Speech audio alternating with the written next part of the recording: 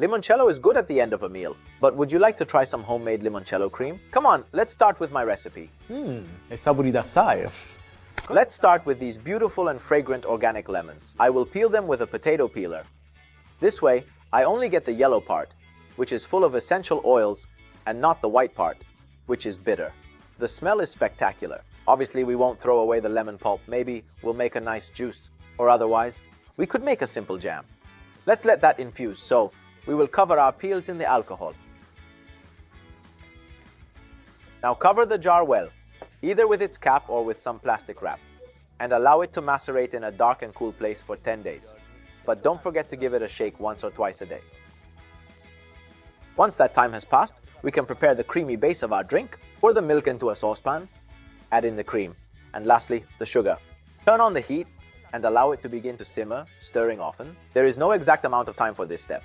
The important thing is that the sugar crystals dissolve completely. We have everything. Strain the infused alcohol and add the cooled creamy base to it. Then give that a good mix and put it in a new jar.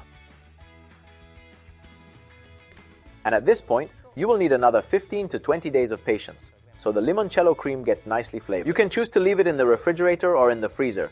It will come out good and tasty just the same. It's true that a few days have passed, but I guarantee it's absolutely worth it. Let's give it a try.